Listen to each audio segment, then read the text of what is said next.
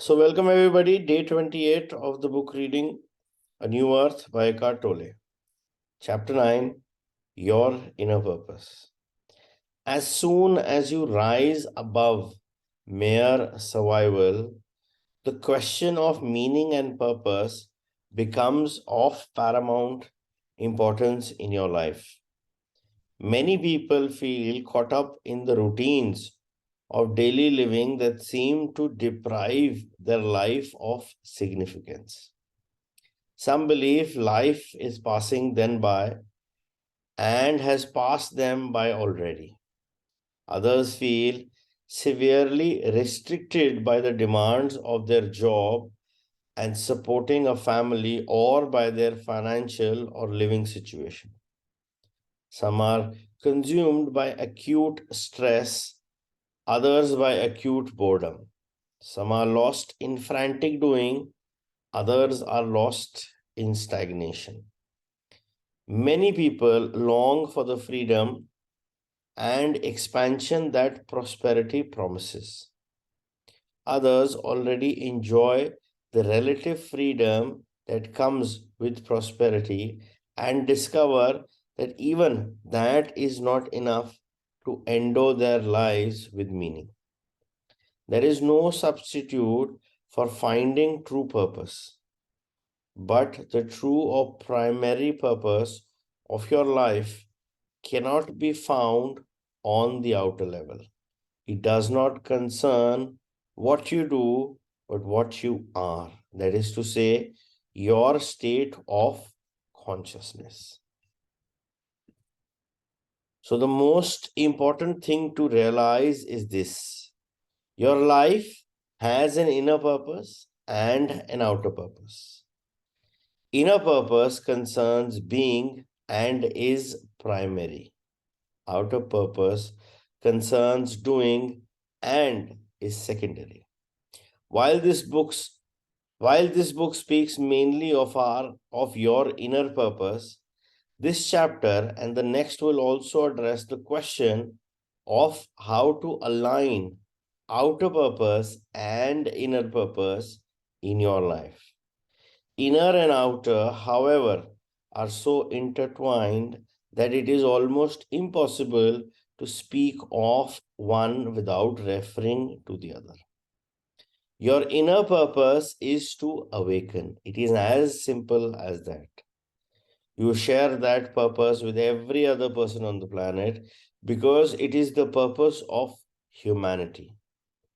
Your inner purpose is an essential part of the purpose of the whole, the universe and its emerging intelligence. Your outer purpose can change over time. It varies greatly from person to person. Finding and living in alignment with the inner purpose is the foundation for fulfilling your outer purpose. It is the basis for true success. Without that alignment, you can still achieve certain things through effort, struggle, determination, and sheer hard work or cunning, but there is no joy in such endeavor, and it invariably ends in some form of suffering. So, when we are talking about our inner purpose, everybody currently present on this school of earth or on this earth curriculum, the inner purpose is to awaken. And what do you mean? We will get into the details of what you mean to be awakened. But to awaken basically means is to know who you truly are. And that self-realization of your inner reality is what is meant to awaken. Because who we truly are is actually one of the major inner purposes for which we are here on this school of earth. Is to know, is to get to that answer of who am I. उस realization को ही awakening बोलते हैं, उस realization को ही knowing, getting the answer to who am I बोलते हैं। और उस इनर पर्पस को, that's one thing that is common with everybody. And whatever is your outer purpose has a link with this inner purpose. See, because outer purpose varies from time to time, it changes, it's like, sometimes that every second has a purpose. If you're not doing anything, then you know that the purpose of that second was for you to breathe. So your outer purpose is going to change depending on your circumstances, depending on what is happening in your life. But the inner purpose for you and for everybody else on this planet Earth remains the same. And the whole concept of life is to get to know who you truly are, along with, aligning whatever is your outer purpose so that you are in harmony. कुछ होता क्या है, हम वो outer purpose के पीछे जोर जो लगा के एफर्ट करके इधर उधर करके कर देंगे, but then that joy is not there. Because that joy is actually when you get to know who you truly are. Because that is that inner state of bliss, जो हमारी बेसिक नेचर है of love, bliss and happiness. And that realization is, basically your inner purpose to awaken. Awakening.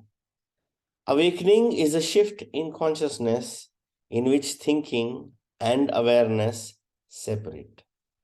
For most people, it is not an event but a process they undergo. Even those rare beings who experience a sudden, dramatic, and seemingly irreversible awakening will go through a process in which the new state of consciousness gradually flows into and transforms everything they do, and so becomes integrated into their lives. Instead of being lost in your thinking, when you are awake, you recognize yourself as the awareness behind it. Thinking then ceases to be a self-servicing, autonomous activity that takes possession of you and runs your life. Awareness takes over from thinking. Instead of being in charge of your life, thinking becomes the servant of awareness. Awareness is conscious connection with universal intelligence. Another word for it is presence, consciousness without thought. The initiation of the awakening process is an act of grace.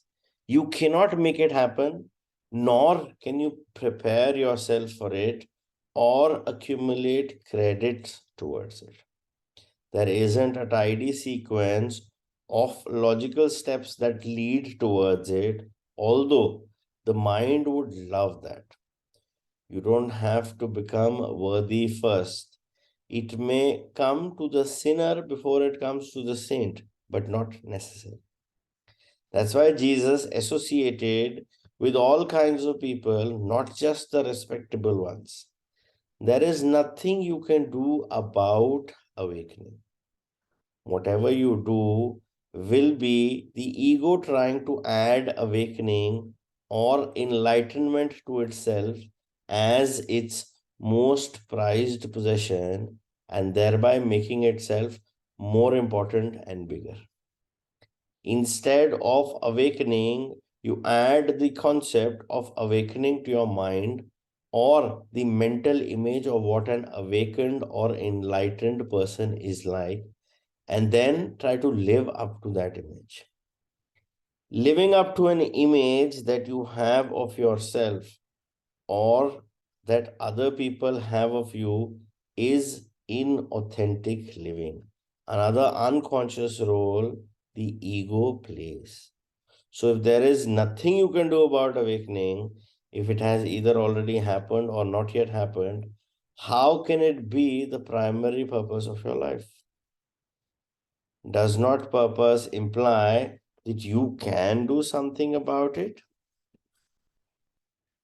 Only the first awakening, the first glimpse of consciousness without thought happens by grace, without any doing on your part. If you find this book incomprehensible or meaningless, it has not happened to you. If something within you responds to it, however, if you somehow recognize the truth in it, it means the process of awakening has begun. Once it has done so, it cannot be reversed, although it can be delayed by the ego. For some people, the reading of this book will initiate the awakening process. For others, the function of this book is to help them recognize that they have already begun to awaken and to intensify and accelerate the process. Another function of this book is to help people recognize the ego within them whenever it tries to regain control and obscure the arising awareness. For some, the awakening happens as they suddenly become aware of the kinds of thoughts they habitually think, especially persistent negative thoughts that they may have been identified with all of their lives. Suddenly, there is an awareness that is aware of thought but is not part of it. I repeat, suddenly there is an awareness that is aware of thought but is not part of it. What is the relationship between awareness and thinking? Awareness is the space in which thoughts exist when that space has become conscious of itself. Once you had a glimpse of awareness or presence, you know it firsthand. It is no longer just a concept in your mind. You can then make a conscious choice to be present rather than to indulge in useless thinking. You can invite presence into your life, that is to say, make space. With the grace of awakening comes a responsibility. You can either try to go on as if nothing has happened, or you can see its significance and recognize the arising of awareness as the most important thing that can happen to you. Opening yourself to the emerging consciousness and bringing this light into this world then becomes the primary purpose of your life. I want to know the mind of God, Einstein said. The rest are details. What is the mind of God? Consciousness. What does it mean to know the mind of God? To be aware. What are the details, your outer purpose, and whatever happens outwardly? So while you're perhaps still waiting for something significant to happen in your life, you may not realize that the most significant thing that can happen to a human being has already happened within you. The beginning of the separation process of thinking and awareness. Many people who are going through the early stages of the awakening process are no longer certain what their outer purpose is. What drives the world no longer drives them. Seeing the madness of our civilization so clearly, they may feel somewhat alienated through the culture around them. Some feel that they inhabit a no man's land between two worlds. They are no longer run by the ego, yet the arising awareness has not become fully integrated into their lives. Inner and outer purpose have not merged. So, the most important aspect when it comes to awakening is that it's always by the grace of the universe, God, Almighty, energy, whatever you want to call it. And it's actually not in our hands at the initial go. हाँ, एक बार उसका एक glimpse मिल गया. For example, what we've all gone through in this book is a part of experiencing, or being exposed to this knowledge of being aware, of not being identified with the thought, of getting to this realization that I am not this thought. So ये सारी चीजें, they are nothing but it's basically in a lot of sense called the divine timing for the soul. Because whatever is it that the soul is seeking,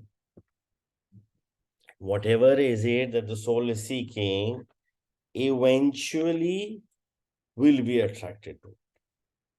कहीं ना कहीं से वो ऐसे circumstances create हो जाते हैं that the soul gets to what exactly it is looking for.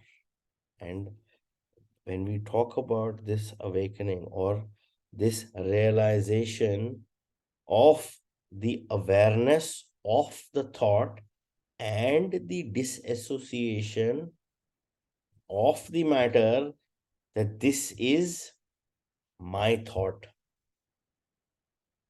But is this thought me? No. I am now aware that this is my thought. And I am also aware that this thought is not me. I am aware of the fact that these emotions are not me, but I am aware that there is an emotion. So that distinction of getting disidentified with the thought and clinging on to that thought as if it is me, that is where that shift nearly happens. And that is where the actual realization of your true state of being aware, of being consciously aware of the awareness that you are, that is that shift. Because abhi hamari jo association with our thought is so strong कि हम उस thought के साथ चल, we just get, there is a thought, we get attached to that thought, we give it our energies, and then we travel with that thought here, there, idhar, udhar, पूरी दुनिया घूम के आ जाएंगे. But now with a conscious effort of being consciously aware of the thought as my thought, as a separate thing which is not me, that is where that shift happens. And this entire book is nothing but, yes, a shift that is with the divine blessing or with the divine grace. So, ये बहुत important है इस चीज को realize करना, because not everybody gets exposed to these informations and not everybody gets into this thought process of thinking like this. Because who we truly are as part of this body with the belief system, the conditioning programming, a common perspective is everything is mine. अगर आप एक बच्चे से करो and he has say so many things, कोई उसका नहीं भी होगा ना वो टॉय, वो ये भी बोलेगा ये भी मेरा ही है, ये भी मेरा ही है. So that is there in our basic upbringing, is to get attached to everything as mine. It's like for 30, 40 years, you are in this mentality of everything is me, everything is mine. This is my brother. These are my parents. This is my, life partner. These are my children. हर चीज में मेरा. And then you get to this point where you are now on that journey of realizing who you truly are. And that is absolutely the opposite of what you were.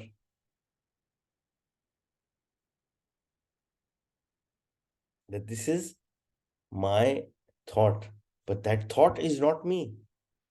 Mera hai. This is my hand. But is this hand me? No. The whole concept changes. And yes, the most important is to identify and be consciously aware of the thought and not being attached to that thought. That is where you are in that zone of being consciously aware of the awareness that you actually are. A dialogue on inner purpose. The following dialogue condenses numerous conversations I have had with people who were looking for their true life purpose. Something is true when it resonates with and expresses your innermost being, when it is in alignment with your inner purpose. This is why I am directing their attention to their inner and primary purpose first. I don't know exactly what it is, but I want some change in my life. I want expansion.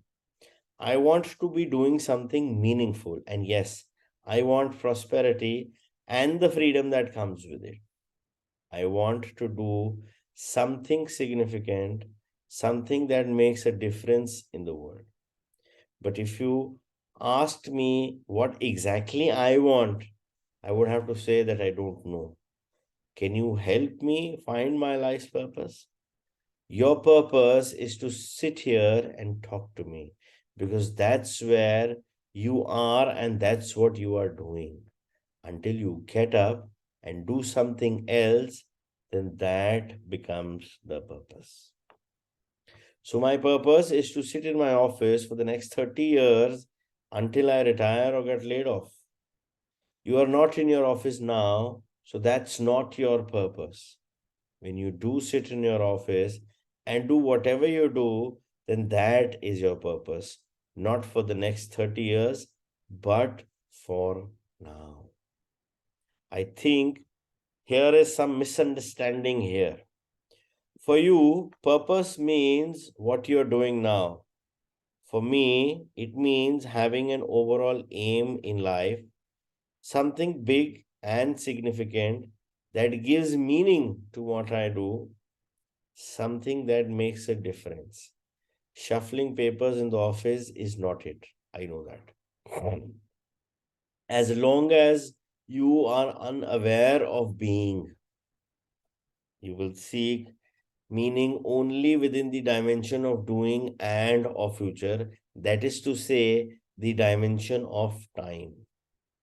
And whatever meaning or fulfillment you find will dissolve or turn out to have been a deception. Invariably, it will be destroyed by time. Any meaning we find on that level is true only relatively and temporarily. For example, if caring for your children gives meaning to your life, what happens to that meaning when they don't need you and perhaps don't even listen to you anymore? If helping others gives meaning to your life, you depend on others being worse off than yourself so that your life can continue to be meaningful and you can feel good about yourself. If the desire to excel, win, or succeed at this or that activity provides you with meaning. What if you never win, or your winning streak comes to an end one day, as it will? You would then have to look to your imagination or memories, a very unsatisfactory place to bring some meager meaning into your life, making it in whatever field is only meaningful as long as there are thousands or millions of others who don't make it. So you need other human beings to fail so that your life can happen. I'm not saying here that helping others, caring for your children, or striving for excellence in whatever field are not worthwhile things to do. For many people, they are an important part of their outer purpose. But outer purpose alone is always relative, unstable, and impermanent. This does not mean that you should not be engaged in those activities. It means you should connect them to your inner primary purpose so that a deeper meaning flows into what you without living in alignment with your primary purpose. Whatever purpose you come up with, even if it is to create heaven on earth, will be of the ego and become destroyed by time. Sooner or later, it will lead to suffering. If you ignore your inner purpose, no matter what you do, even if it looks spiritual, the ego will creep into how you do it, and so the means will corrupt the end. The common saying, the road to hell is paved with good intentions, points to this book or walking across the room. The main purpose for turning the pages is to turn the pages. The secondary purpose is to find a phone number. The main purpose of walking across the room is to walk across the room. The secondary purpose is to pick up a book at the other end. And the moment you pick up the book, that becomes your main purpose. You may remember the paradox of time we mentioned earlier. Whatever you do takes time, and yet it is always now. So while your inner purpose is to negate time, your outer purpose necessarily involves future and so could not exist without time. But it is always secondary. Whenever you become anxious or stressed, outer purpose has taken over and you lost sight of your inner purpose. You have forgotten that your state of consciousness is primary, all else secondary. So, what's happening here is basically the more we are in alignment with our inner purpose, which is to awaken, which is to get to know who we truly are. Because जब तक वो एक realisation या हमारे mind back of the mind में नहीं होगा ना, all outer purpose, because see outer purpose is every second has a purpose. All the outer purposes, because if they are not fulfilled, or they might also be a projection of the ego. Because it is only when you awaken, or it's only when you realize who you truly are, that is the state where the ego is aware that it's the ego, and you are aware that it's the egoistic part of the mind and not me. And when that distinction is clear, whatever you do, there will not be any attachment to the content. There will not be any attachment to the result. It's not that you will not have goals. It's that attachment to that result and an attachment to that content in the egoistic part of the mind will not be there. इसका मतलब ये नहीं है कि मैं आराम से बैठ जाऊंगा, हाँ हाँ सब ठीक हो जाएगा. No, you will be thinking about the future, but you will be concentrating in the now. Because कोई भी फ्यूचर में आपको गोल रियलाइज करना है, it has to be worked upon being present in the now, in the moment. And that is where you are aware of the moment. You are aware of what is happening inside that moment, and you are aware of the distinctions that you can now make of who you truly are when it comes to the aspect of being consciously aware. So it's very important to align ourselves with our inner purpose through this book or whatever other ways you have, so that once you are in that state of connected of that connection with your inner self, or probably just the start of it, by being more consciously aware, by having more awareness, whatever is outside, your perspective is now going to be different. And it is only and only by this awareness that you will be able to get to whatever is it that you are actually wanting to achieve also in this materialistic, which will be long lasting.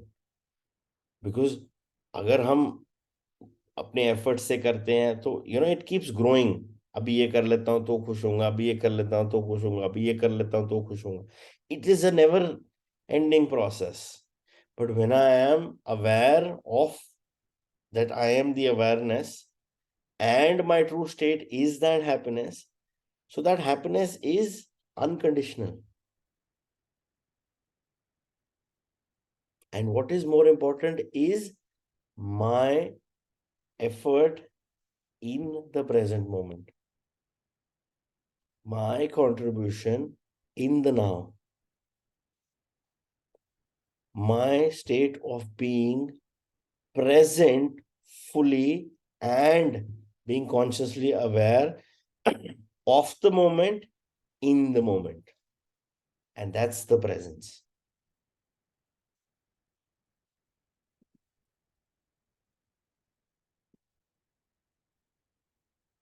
Would living like this not stop me from looking to achieve something great?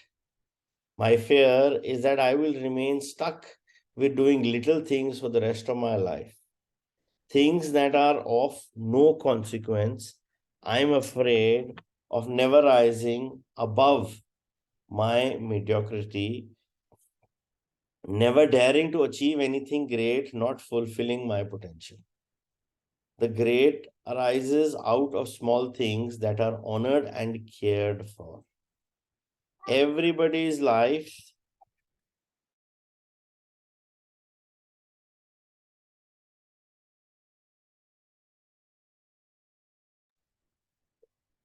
everybody's life really consists of small things. Greatness is a mental abstraction and a favorite fantasy of the ego. The paradox is that the foundation for greatness is honoring the small things of the present moment instead of pursuing the idea of greatness. The present moment is always all in the sense that it is always simple, but concealed within it lies the greatest power. Like the atom, it is one of the smallest things, yet contains enormous power. Only when you align yourself with the present moment do you have access to that power. Or it may be more true to say that it then has access to you and through you to this world. Jesus was referring to this power when he said, "It is not I, but the Father within me who does the works. And I can of my own self do nothing." Anxiety, stress, negativity cut you off from that power. The illusion that you are separate from the power that runs the universe returns. You feel yourself to be alone again, struggling against something or trying to achieve this or that. But why did anxiety, stress, or negativity arise? because you turned away from the present moment. And why did you do that? You thought something else was more important. You forgot your main purpose. One small error, one misperception creates a world of suffering. Through the present moment, you have access to the power of life itself, that which has traditionally been called God. As soon as you turn away from it, God ceases to be a reality in your life, and all you are left with is the mental concept of God, which some people believe in and others deny. Even belief in God is only a poor substitute for the living reality of God manifesting every moment of your life. Would complete harmony with the present moment not imply the cessation of all movement? Doesn't the exercise of any goal imply that there is a temporary disruption in that harmony with the present moment, and perhaps a re-establishment of harmony at a higher or more complex level once the goal has been attained? I imagine that the sapling that pushes its way through the soil can't be in total harmony with the present moment, either because it has a goal, it wants to become a big tree. Maybe once it has reached maturity, it will lie in harmony with the present moment. The sapling doesn't want anything because it is at one with the totality, and the totality acts through it. Look at the lilies in the field, how they grow, said Jesus. They toil not, neither do they spin. Yet, even Solomon, in all his glory, was not arrayed like one of these.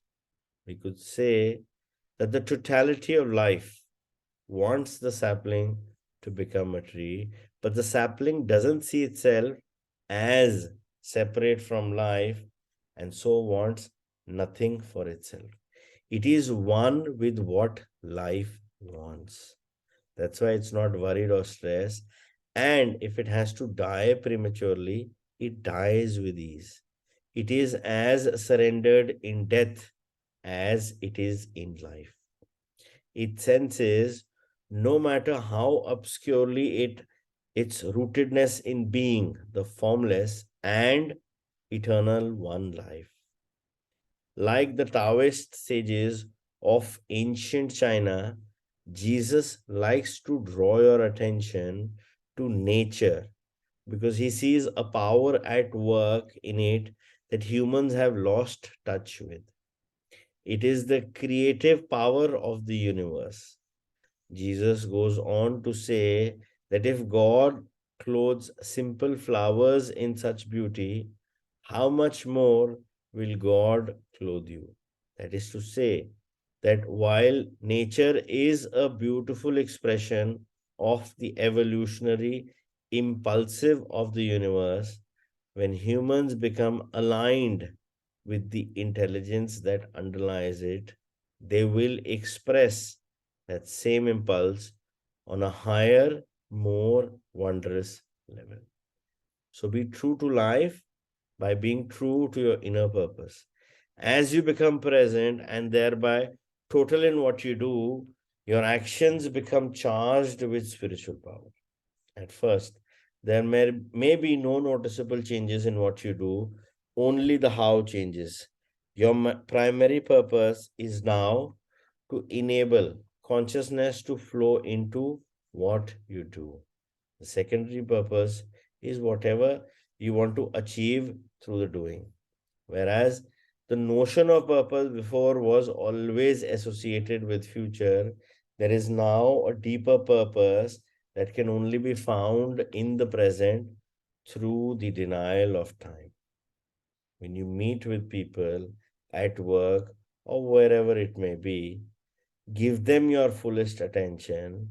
You are no longer there primarily as a person, but as a field of awareness, of alert presence. The original reason for interacting with the other person, buying or selling something, requesting or giving information, and so on, now becomes secondary. The field of awareness that arises between you becomes the primary purpose for the interaction. That space of awareness becomes more important than what you may be talking about, more important than physical or thought objects. The human beings become more important than the things of this world. It does not mean you neglect whatever needs to be done on a practical level. In fact, the doing,